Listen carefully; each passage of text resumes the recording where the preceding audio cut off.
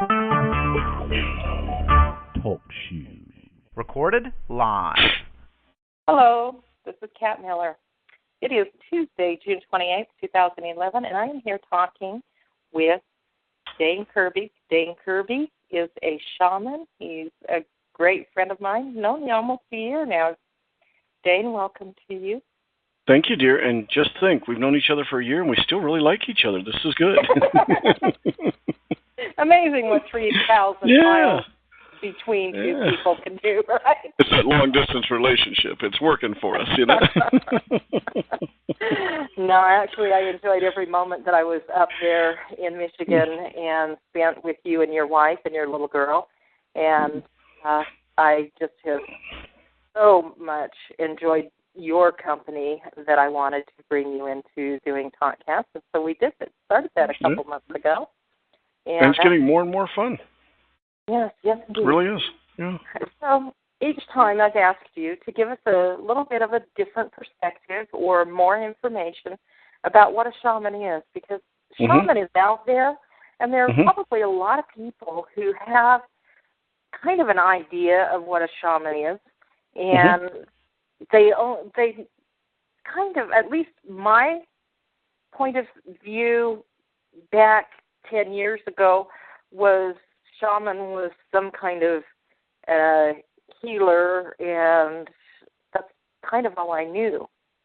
And since you've kind of been a shaman, since you've been a shaman for basically your whole life, you have a pretty good perspective on what a shaman is, at least what you as a shaman are. So, right. You want to give us a little bit more? No, I don't know. I think you said it. I'm good. We're done. Yeah, you got it. No, truthfully, really, you've said it. It comes down to, well, let's pick one this week. People come to me because they feel their spirit is broken. So in that aspect, I become a spiritual healer for people, reconnecting them to the universe, God, Mother, the Sun. Again, as we know from talking, I don't. The face doesn't mean anything to me that the universe wears. All I care about is when people come to me that they're hurting in spirit, that they get reconnected, so they know for sure they're not alone anymore. Speaking of which, we're never alone. We just decide we're alone, or we let other people make that decision for us, and we turn our backs on the universe. It's never the other way around. So it comes down to that. So this week, I'm the spiritual healer for the people. How's that? Sounds great. And that's what a lot of shaman do. Now, there are other shaman, again, depending on what part of the world, it's shaman also, that they are more medicinal, as in with the herbology and everything like that. And truthfully, that's not my strong suit. My suit is, I get my hands on you, you will change. For the better. Your life will change. And also with the way I've been taught how to work with earth and water, things change. I'm able to bring about change in people's spirits and their lives. And in, well, as you've seen, physical changes too for people. So there are different kinds of shaman or shaman out in the world. And some are more medicinal, some are more hands-on like I am, some are far more magic, if you want to use that term. So there are different kinds, and truthfully, there are evil ones out there, dark ones, mean ones, whatever you want to call them. They're following a different path. We're going to say that I'm a good shaman. So the shaman is just an all-encompassing term that can cover so many different things. But basically it comes down to somebody that's there to help you reconnect with who you're meant to be, what you're meant to be, and show you how to go for it, and if nothing else, give you a kick in the butt so you get there. And you use a lot of tools. You said that you work with earth and you work with water. And what's kind of really interesting with water is beyond definition. It defies all kinds of physical laws. Like everything else, when frozen, shrinks, and water grows. And there are many traits about water that kind of throw people that science doesn't know how to deal with, how to explain, and whatever. And so that's kind of interesting. But to me, since I was reading something or maybe watching some kind of a documentary or something on water the other day, we are born 90% water, and in our elderly age, when the earth reclaims us, we have depleted down generally to about 50% water. Oh. So this is just talking about how much we dehydrate ourselves through our lives as we're slowly dehydrating to where we eventually only half of our body is water. But water is so important, and it's such a building block for life. You can't survive more than a week without water, generally speaking. Yet you can survive a month or longer without any food. Well, think of it this way: when you hear people describe an older person, a lot of times, what do you hear? You hear, "Oh man, he's all dried up. He's used up looking," that kind of thing. Or what was the expression when I grew up with as a kid? He's so old he farts dust. So skin is wrinkled, skin is dry, skin is dry, skin is wrinkled. All of these things we associate, a lot of stuff that we associate with old age. What if it's really dehydration? And the body is so good at maintaining water that it takes more than a year to deplete 1% of it. Maybe that's why. Even with our lifestyles where we're not drinking, where there are so many people that are not drinking enough water to maintain their bodies are still able to hold on to enough water that they're depleting by less than 1% of the water in their body a year.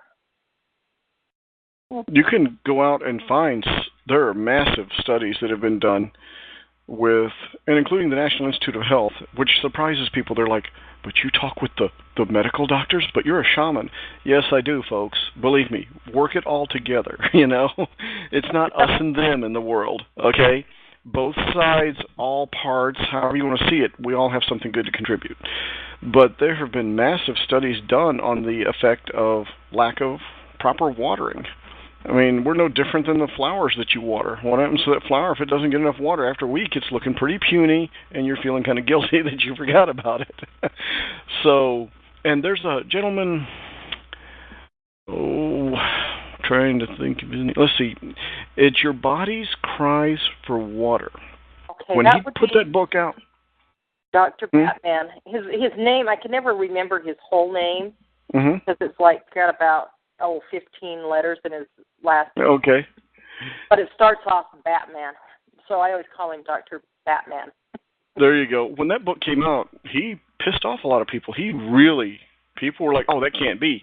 The medical community got all over him for it. But then it caused a lot more studies to be done all over the world, and suddenly people are like, ooh, this guy's telling you some pretty solid stuff.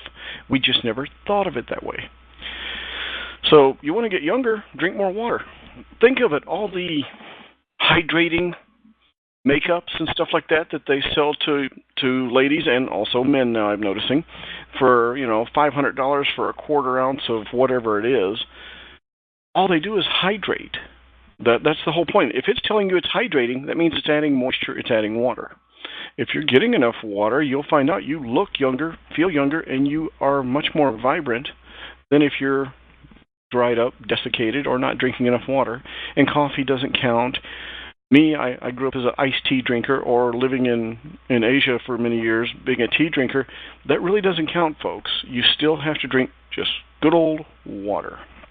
Well, coffee and tea actually are diuretics, and so they draw water out of the body rather than adding water to the body. So that makes a lot of sense to me that you can't count them. And some people, this is kind of an interesting phenomenon. There are many people who believe that just putting a slice of lemon in the water doesn't change the water.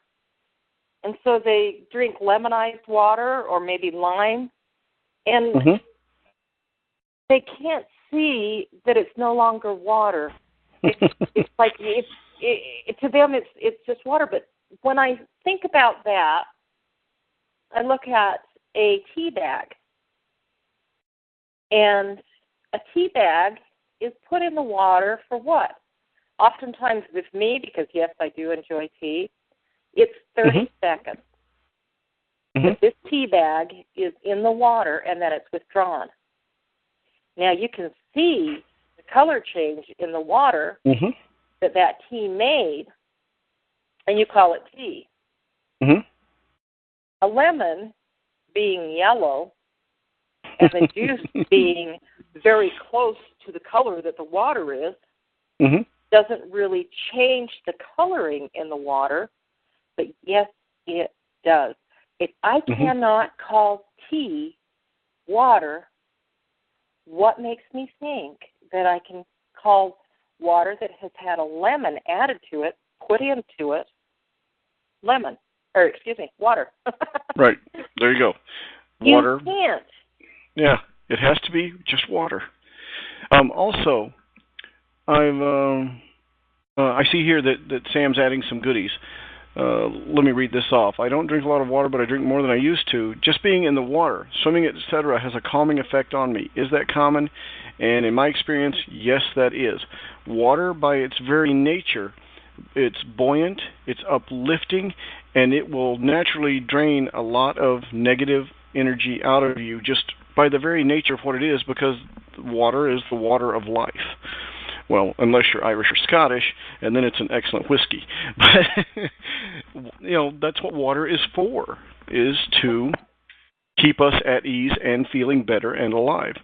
So in answer to Sam's question, yes, water has a calming effect. And myself even, if I've really been pushing it far more than I should have, or if I've been doing massive amounts of energy work, one of the fastest ways for me to get grounded, and depending on what I've been doing, I would even say the safest ways, is to go get in a pool of water. Well, consider a couple of thoughts.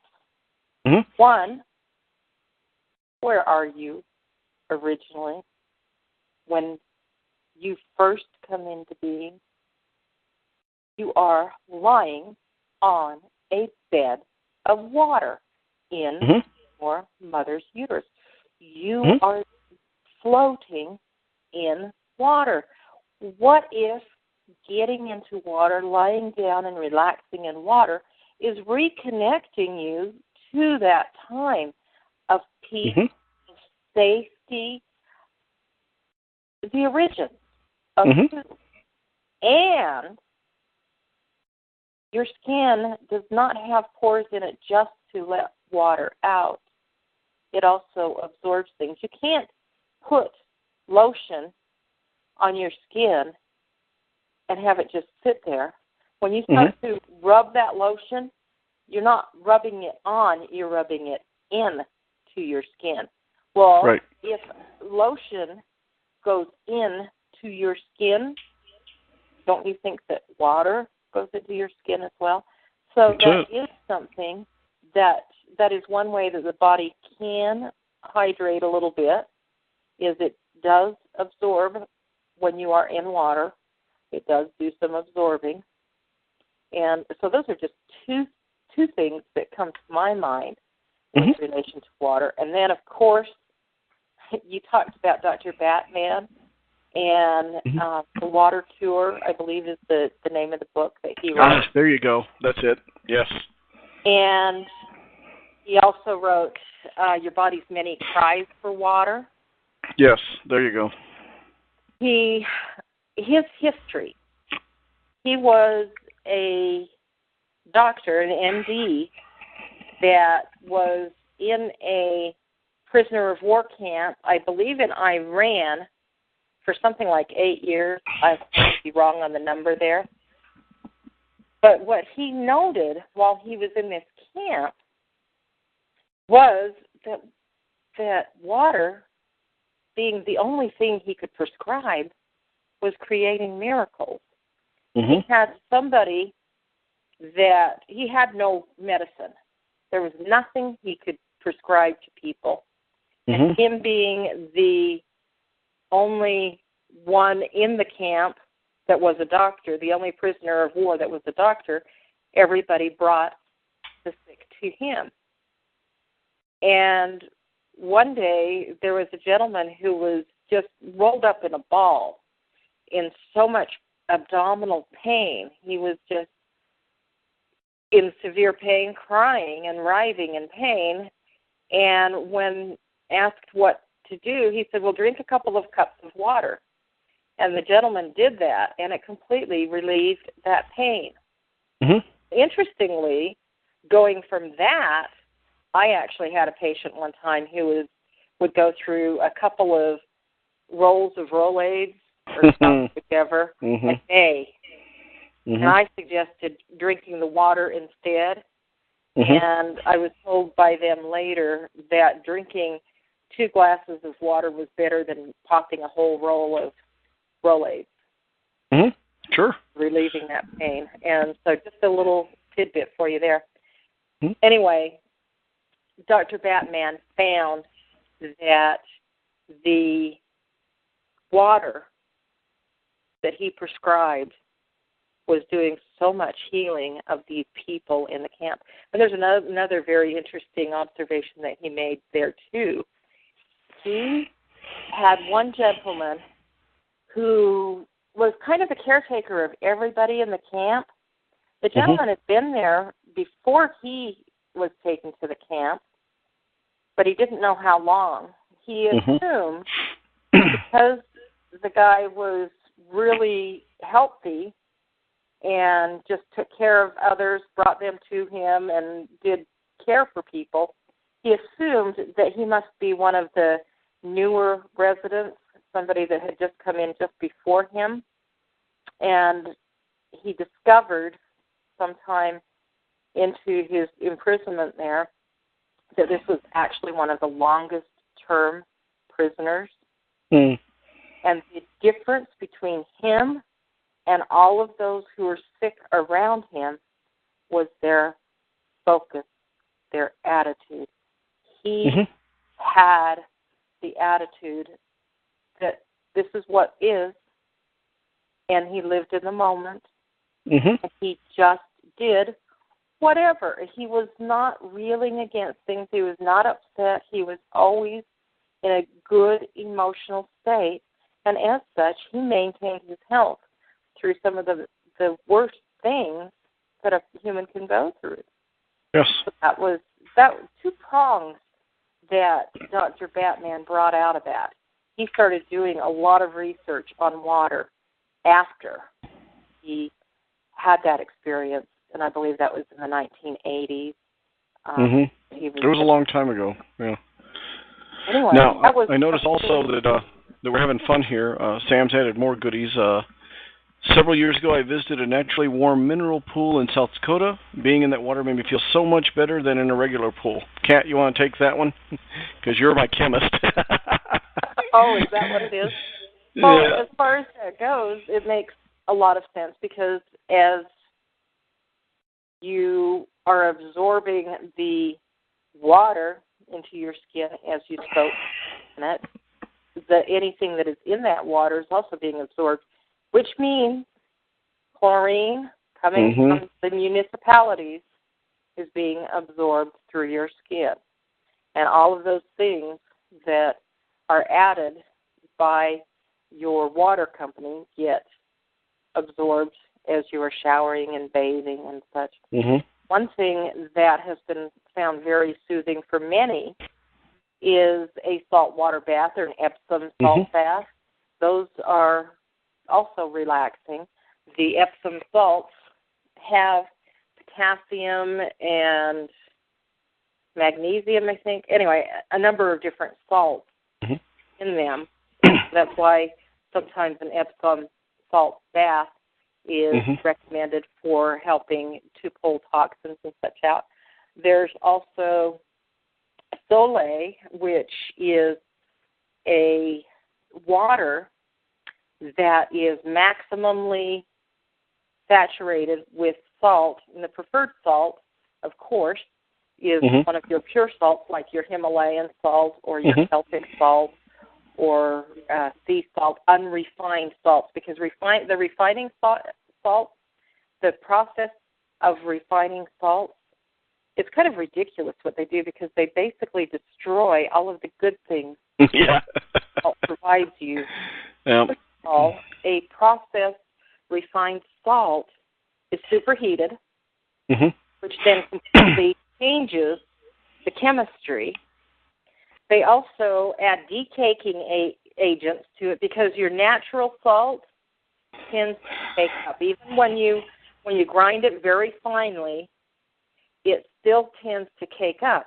And to make it free-flowing, they add decaking agents to it. So now you've superheated it, and you have added decaking agents. Well, salt is supposed to be pure crystal white. If it's not pure crystal white, what do you got to do? You got to bleach it. So they bleach it too. So our salts have all of these things that they do to them. The table salt, Morton salt, and whatever refined salt has been through so much that you really shouldn't even call it salt, because it's certainly far. Maybe it's like American processed cheese food. It's a, Yeah, American cheese that never. I was worried milk, when you had to call it food. Then what is it? But okay, I digress there. Now, the other thing too is, we are saying drink plenty of water, drink the good stuff, stay away from the plastic bottles. Of course, find some way to filter it.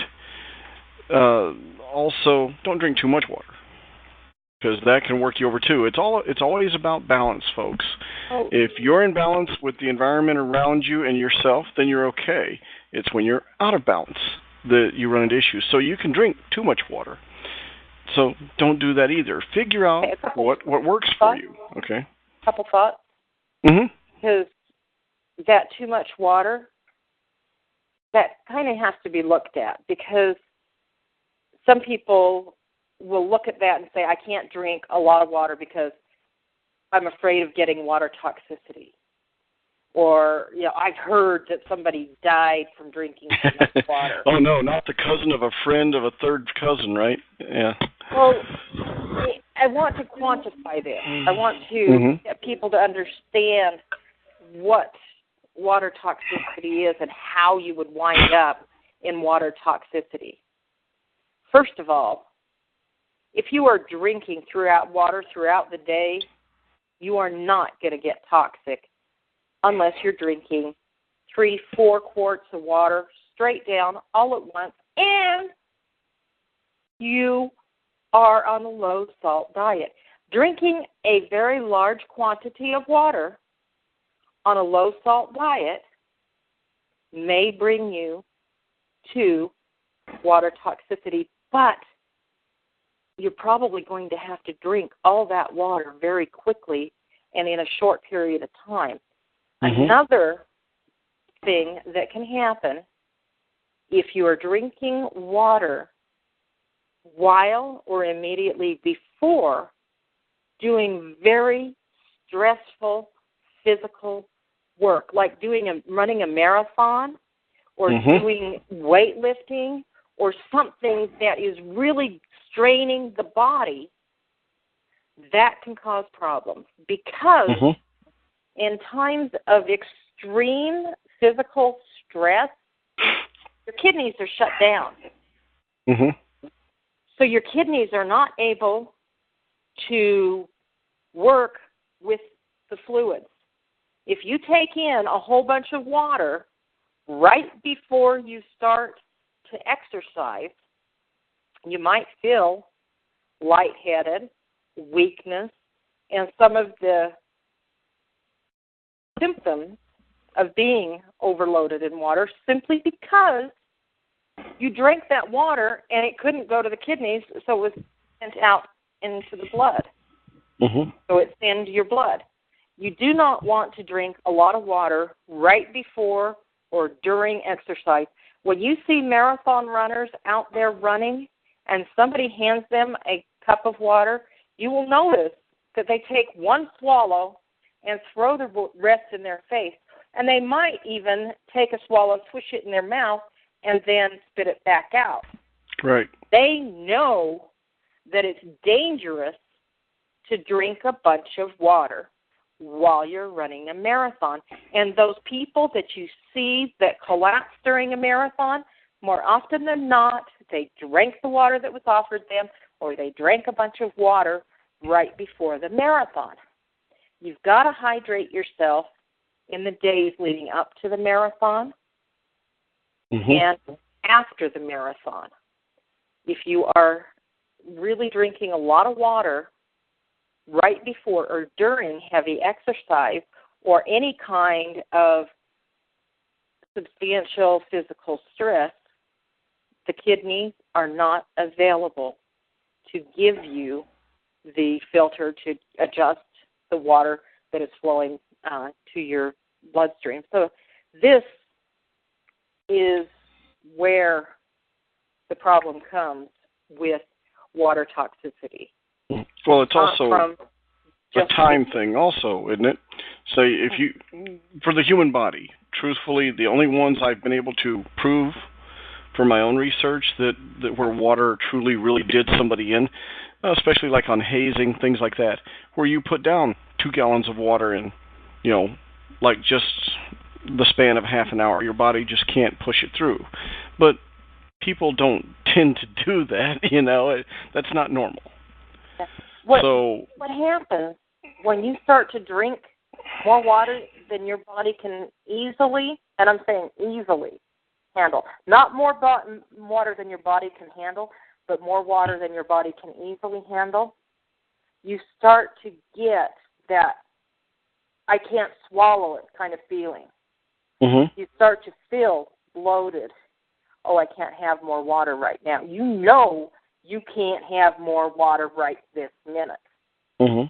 You get many signals from your body saying that's enough for right now. When you override those and you continue to drink more and more, you drink another quart, another half gallon, whatever, of water, after you started to get those feelings that, oh, I can't drink this much water, that's when you get into danger. That and the physical stress. And when it comes to the hazing with water, first of all, yes, they have, when they've done that in the past, and I don't think anyone's doing it now anymore, but when they've done that in the past, it's been give them and have them drink a lot of water, and then they were physically challenged right after. There was something that really, they were stressing the body. Hazing always stresses the body. The kinds of things they do when they do hazing are stressing the body. And so putting a lot of water into a stressed body where the kidneys are not available to work with the water, that can be a dangerous situation. Okay, so now type of water. What do you got for recommendations there? I mean, there's a million filters out there for people. And folks, we're switching this around. Kat's doing a lot of talking right now because this is something that she does more of than I do. So I'm asking her, and you get to hear the results, okay? So what filters? I mean, like my shower has an excellent filter on it just because I know for, well, all kinds of proof that, airborne chloramine and chlorine and whatever they put in your water is really horrendous on the lungs, et cetera, et cetera. Not to mention on your skin if you're doing a real hot shower. But as far as drinking, you see everybody going around with their plastic bottle of water. And it's, hey, it's from Fiji or it's from the Antarctic, and it's in my plastic bottle that got shipped here. But so it must be good for me, right? I have a few thoughts on that. Okay, go with it. First of all, it's in plastic. The more pure the water is, the more it's going to leach cells out of the plastic. Because water is the universal solvent. Yes. That's why we use solvent for washing. The soap does its job by clinging to things, but the water washes it off. If you ever have gone to a car wash and after finishing the car wash, you didn't go and dry off the car, you just went out and started to drive down the road, what happens to the water on the car? It sits there. It stays there in droplets, and it holds on, and it holds on. And you're going 20, 30, 40 miles an hour, and that drip of water is still hanging on. When does it come off? It finally lets go when there's enough dirt gathered from the air it's been passing through that it's made it heavy enough to pull it off the hood.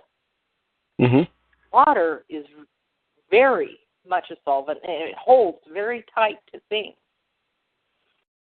And it will pull from anything available.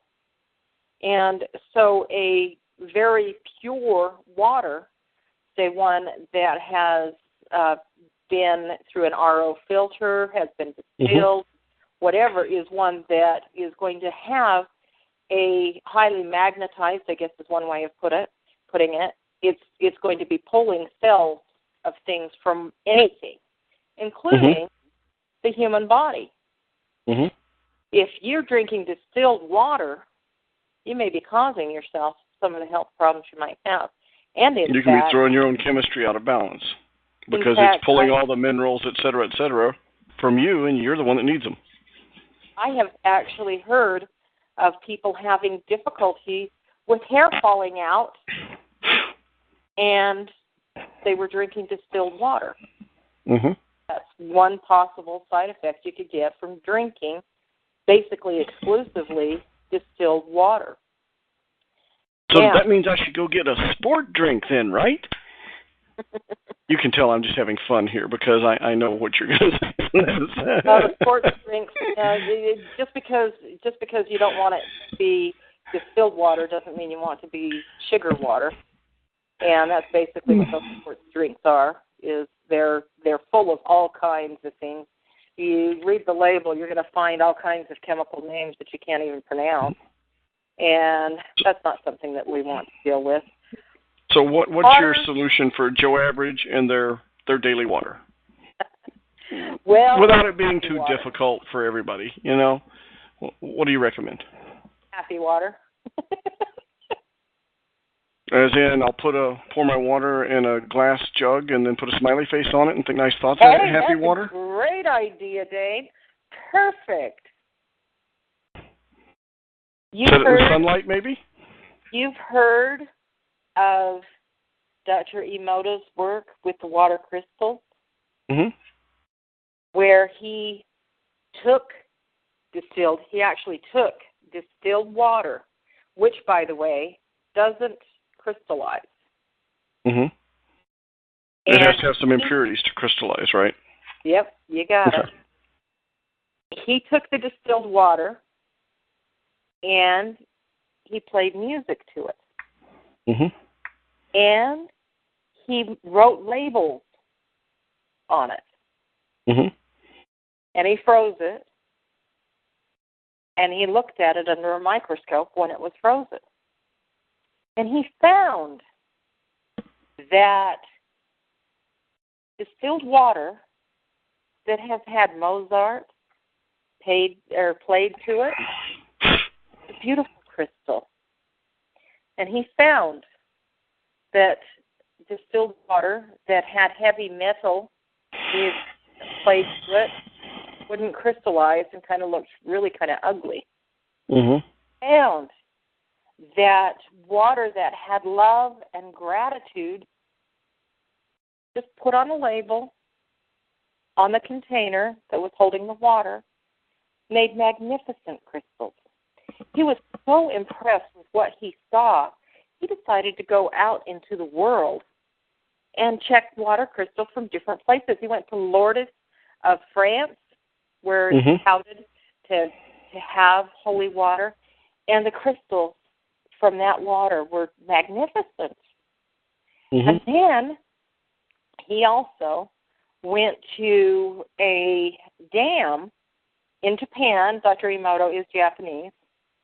And so, of course, he did a lot of work in his homeland. Mm-hmm. But this was one of the worst polluted areas, waters, in Japan that he pulled some water from, and it was ugly. It wouldn't crystallize. It was so dirty and ugly, it just wouldn't do that. Then he called in a priest, and he requested that this priest pray over this water. And so he prayed over it for 2 hours. And then he took water from there again. Mm-hmm. And to my understanding to this day, this was, I believe, back in 2000. Mm-hmm. And my understanding is that to this day, the water coming from that dam has beautiful crystals when frozen. So amazing what some serious concentrated love can do. Mm-hmm. Are you at your computer? Can you see the screen? I can. Okay, because it looks like we've got a couple more things that popped up here. Mm-hmm. And this is more you than me, because me, I'm just going to put my hands on and things change.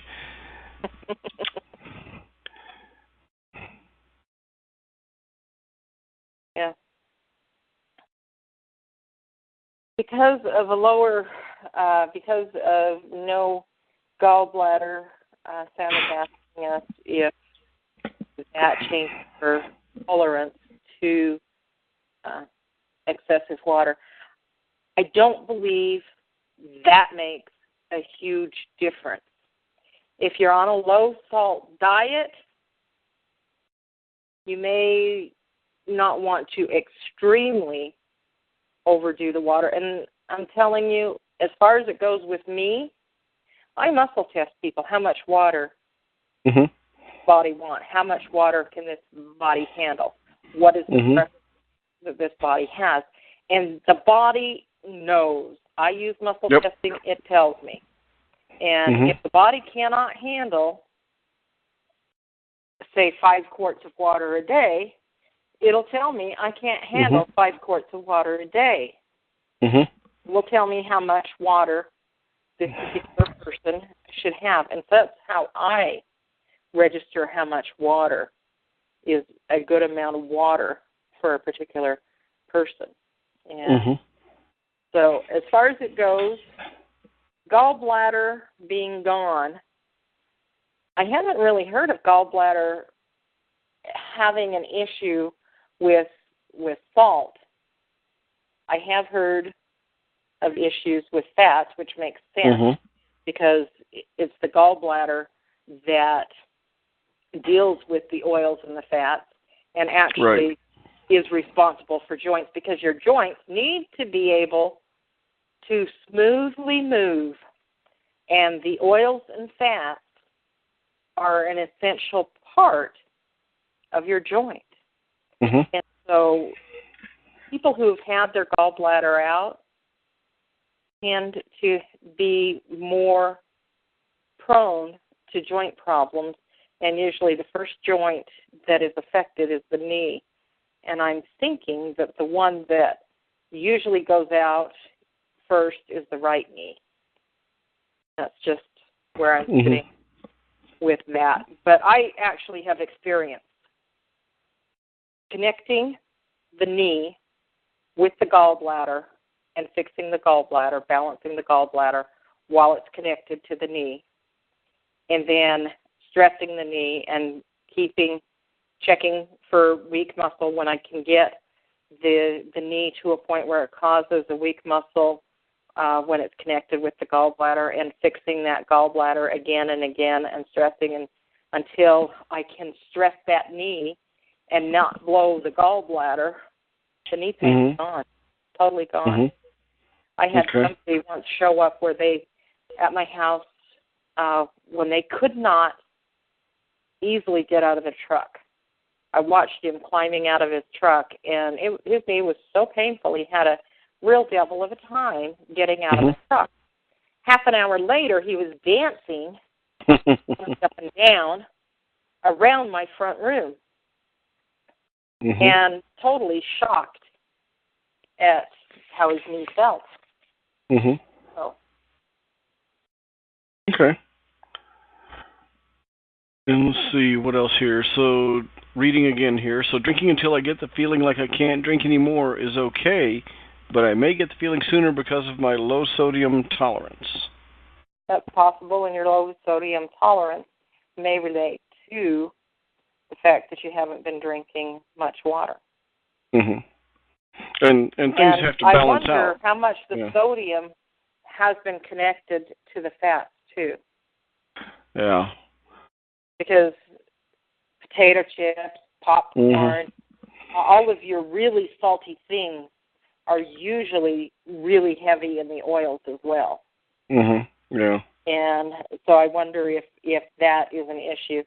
Sam, but that's the definition of the perfect munchie, isn't it? Yeah. My suggestion to you, Sam, is keep water nearby and drink from it frequently. And as soon as the water you have next to you is gone, refill it. Simple as that. Now, happy water, just to tell you a little bit more about happy water, I call it happy water when it has switch words. And that smiley you talked about, it does make a difference. Those kinds of things are absorbed by the water. People do this yourself. Try this yourself.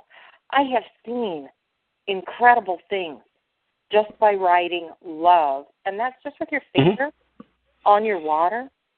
I have a sister who used to, everywhere she went, take water, her own water, with her from her filter in her house.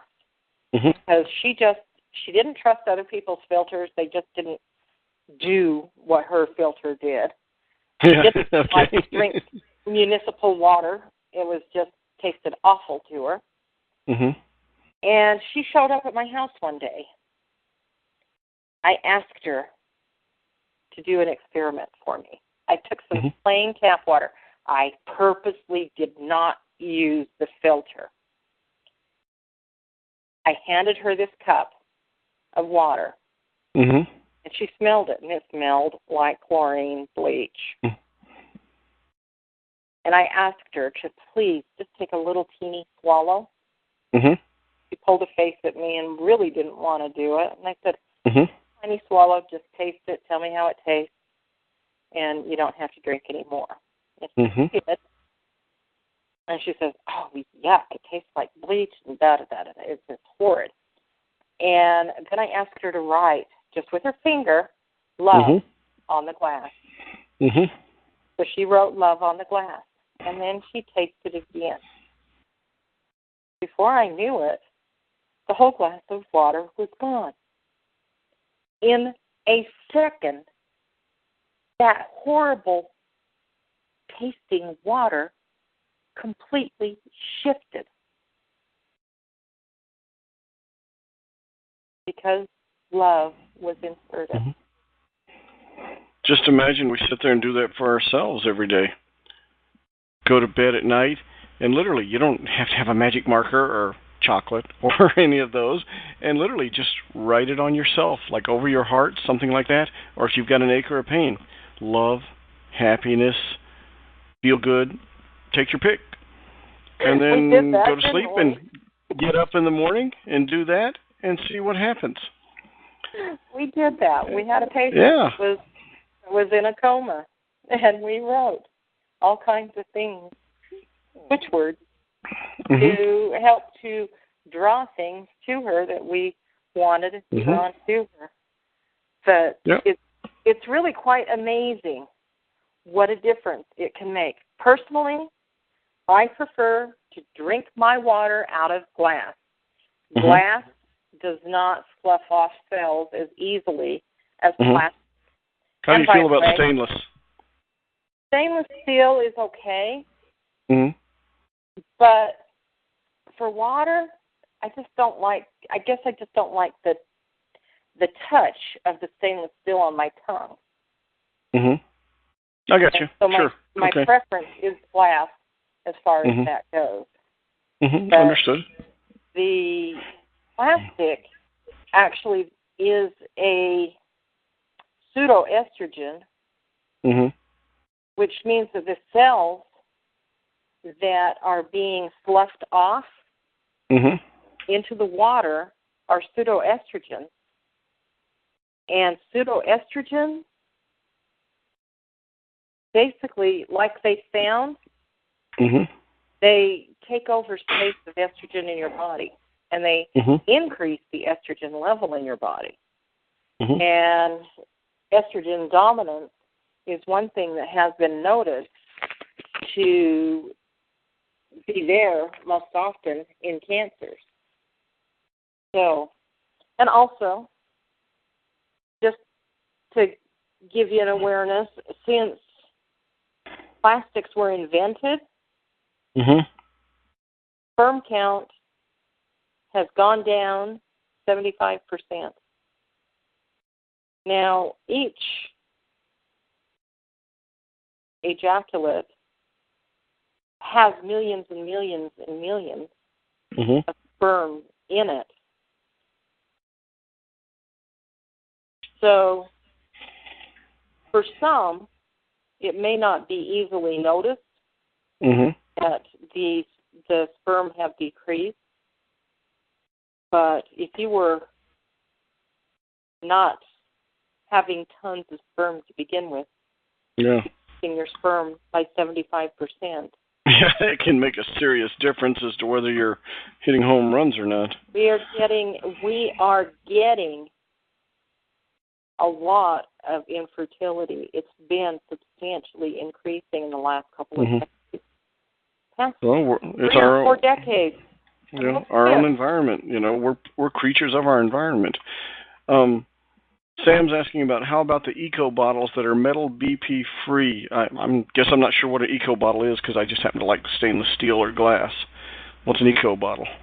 I'm not sure. I'm sorry, Sam. I'm not real sure about those. I know that there are some out there that off-gas a whole lot less than others.